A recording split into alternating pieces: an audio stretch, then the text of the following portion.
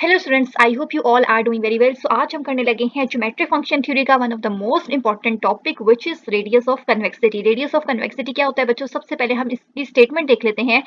Late F belongs to S star. S star का क्या मतलब होता है? एस स्टार का मतलब होता है star like function. Then F belongs to C. C मतलब convex function. In mod of z less than 2 minus under root 3, we have to prove that f belongs to S star when real of c f dash of c divided by f of c greater than 0. ठीक है, ये हमारे पास statement है। Statement का क्या मतलब है? इसका मतलब है कि कोई भी फंक्शन जो है स्टार लाइक फंक्शन कन्वेक्स कब होगा। ठीक है, सो कोई भी स्टार लाइक फंक्शन कन्वेक्स तब होगा जब हमारे पास डोमेन जो है वो ये आनी चाहिए। ठीक है, और हमने इसको प्रूव करने के लिए क्या करना है, हम एक स्टार लाइक फंक्शन ले लेंगे। स्टार लाइक फंक्शन का क्या मतलब है? ऐसा फंक्शन जिसका जब हम डेरिवेटिव लें उसको z से मल्टीप्लाई करें, फिर उसको उसी फंक्शन के साथ डिवाइड कर दें, और उसका जो रियल पार्ट है अगर वो ग्रेटर देन 0 है तो फिर हम कहेंगे कि ये हमारे पास एक स्टार लाइक फंक्शन है। ठीक है, तो इसके प्रूफ की तरफ आ जाते हैं। प्रूफ के लिए हमने क्या करना है, when f belongs to c, कब हमारे पास जो फंक्शन है वो c यानी कि कन्वेक्स डोमेन से बिलोंग करेगा। इसके लिए हमने क्या करना है, लेट कर लेते हैं p of c which is equal to c f dash of c divided by f of c। हमने एक फंक्शन लिया p ऑफ c जो कि इस चीज के इक्वल है। हमने ये शो करना है कि इसका रियल पार्ट जो है वो 0 से ग्रेटर होगा। ठीक हो गया। सो जब भी हम कोई फंक्शन ले रहे हैं जिसका रियल पार्ट 0 से ग्रेटर है, अब हम कहेंगे कि ये जो फंक्शन है ये p क्लास से बिलोंग करता है। ठीक है, for all z belongs to e। अब हमने क्या करना है, गिव्स दैट। अब आपने करना क्या है, यहाँ से देखें, जो चीज हमारे पास यहाँ डिवाइड हो रही है वो इस साइड पे आके मल्टीप्लाई हो जाएगी। सो p ऑफ c मल्टीप्लाई हो जाएगा f ऑफ c के साथ, और c f dash of c हमारे पास लेफ्ट साइड पे यूं ही आ जाएगा। ठीक है, नेक्स्ट स्टेप में बच्चों हमने क्या करना है, हमने लॉग अप्लाई कर देना है बोथ साइड पे। लॉग अप्लाई करने के लिए हमने लॉग की प्रॉपर्टी यूज करनी है। अभी दो चीजों का प्रोडक्ट हो रहा होता है तो बीच में उसकी जगह हमारे पास प्लस आ जाता है। सिमिलरली यहाँ पे PZFZ का प्रोडक्ट हो रहा था तो उसकी जगह हमने एडिशन ले लिया है, और ln यानी कि नेचुरल लॉग हमने दोनों साइड्स पे अप्लाई कर दिया है। ठीक है, लॉग अप्लाई करने के बाद हमने क्या करना है, हमने बोथ साइड को डिफ्रेंशिएट कर देना है। ठीक है, अब ये सारा काम हम क्यों कर रहे हैं, क्योंकि हमें एट द एंड अपनी ये वाली चीज चाहिए जो कि हमने अपने क्वेश्चन में लिखी थी, जो हमने प्रूव करना है कि real of C F dash of C divided by F of C greater than 0 होना चाहिए। ठीक है, सो उसके लिए हम जो है ये सारा काम कर रहे हैं।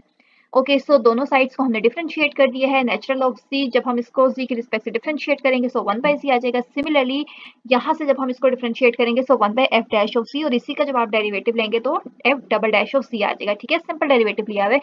Natural of p of c, जब भी आप किसी नेचुरल ऑफ का डेरिवेटिव लेंगे p of c p dash of c आ जाएगा, प्लस इसका हमने डेरिवेटिव लेना है। यहाँ पे भी ln हमारे पास आ जाएगा। सो ln of f of c जब हम लेंगे तो यहाँ पे भी हमने इसका डेरिवेटिव लिख देना है। ठीक है, सिंपल। अब हमने इस चीज को सिंप्लीफाई कर लेना है। यहाँ से हम एलसीएम ले लेंगे, सी एफ डैश ऑफ सी नीचे आ जाएगा, यहाँ पे हमारे पास एफ डैश ऑफ सी आ जाएगा, यहाँ पे हमारे पास जी एफ डबल डैश ऑफ सी आ जाएगा। एलसीएम ले लेना है। इसी तरीके से राइट साइड पे हम कुछ भी नहीं करेंगे, राइट साइड को हमने एज इट इज रहने देना है। अब आप यहाँ से देखें कि ये वाली जो हमारे पास चीज है, यानी कि ये ऊपर वाली जो चीज लिखी हुई है हमारे पास, ये किस चीज के इक्वल होती है, ये हमारे पास सी एफ डैश ऑफ सी का डेरिवेटिव का फॉर्मूला बनता है, यानी कि प्रोडक्ट रूल जो हमारे पास होता है वो यहाँ पे अप्लाई किया हुआ है। ठीक है, ध्यान से देखें, पहले वाले फंक्शन का डेरिवेटिव यानी कि c का जब हम डेरिवेटिव लेते हैं तो वो खत्म हो जाता है, 1 आ जाता है।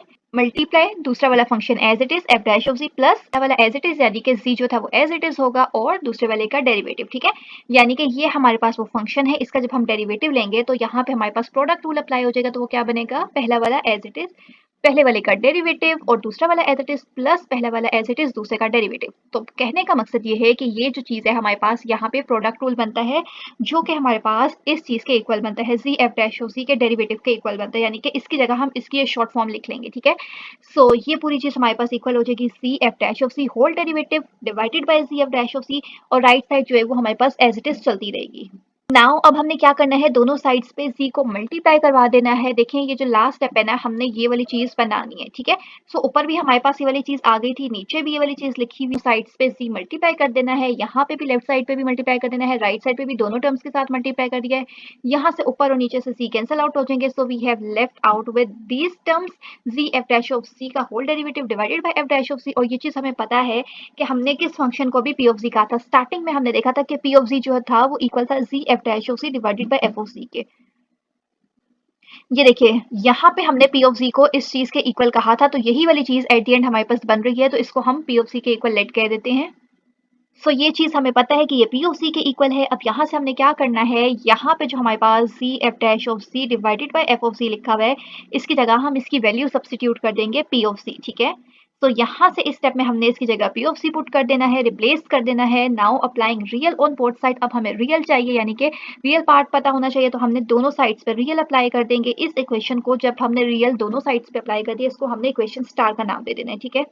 इसके बाद हम डिस्टोर्शन रिजल्ट्स अप्लाई कर देते हैं, जो हमें पता है कि अगर हम सिर्फ C P dash of C divided by P G, यानी कि इस वाले स्टेप का जो हम डिस्टोर्शन रिजल्ट अप्लाई करेंगे, तो वो हमारे पास क्या बनता है, ये चीज हमारे पास लेस देन इक्वल होती है 2r divided by 1 minus R square, और we can write it as real of C P dash of C divided by P ji.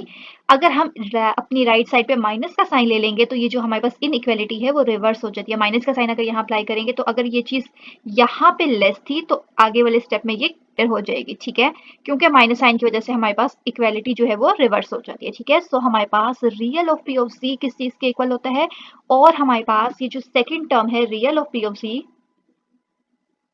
Of P of C, इसका डिस्टॉर्शन रिजल्ट क्या होता है कि real of P C हमारे पास greater than और equal होगा 1 minus R divided by 1 plus R की, ठीक है। ये दोनों हमारे पास, एक ये टर्म है और एक ये टर्म है, दोनों के डिस्टॉर्शन रिजल्ट हमें पता है।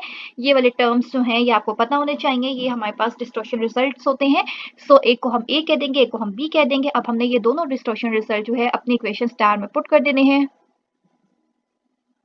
यहाँ से हमने ये दोनों वैल्यूज ए और बी की स्टार में जब पुट की हैं, सो यहाँ पे और यहाँ पे इन दोनों की जगह हमने इनकी वैल्यूज पुट कर दी हैं। इस वाली टर्म के साथ माइनस आ रहा है, इसीलिए हमने इसका रिजल्ट यहाँ पे लिख दिया है, और ये जो सेकंड टर्म थी इसका रिजल्ट यहाँ पे पुट कर दिया, ठीक है। सिंपल। अब आपने स्टेप के बाद क्या करना है, हमने यहाँ से इसका एलसीएम ले लेना है। एलसीएम लेने के बाद जब आप इसको सिंप्लीफाई करेंगे, तो हमारे पास ऊपर क्या चीज बन जाएगी, are square minus 4r plus 1, और नीचे हमारे पास 1 माइनस आर स्क्वायर बचेगा, ठीक है। तो अब हम क्या करते हैं, सो लेट्स सपोज हमने कर लेना है T of R which is equal to R square minus 4r plus 1, यानी कि ये वाली जो हमारे पास टर्म है, ठीक है, ये जो ऊपर हमारे पास टर्म आ रही है, इसको हमने टी ऑफ आर के इक्वल कंसीडर कर लेना है। अब बारी बारी आर की जगह हम 0 पुट करेंगे, फिर आर की जगह 1 पुट करेंगे।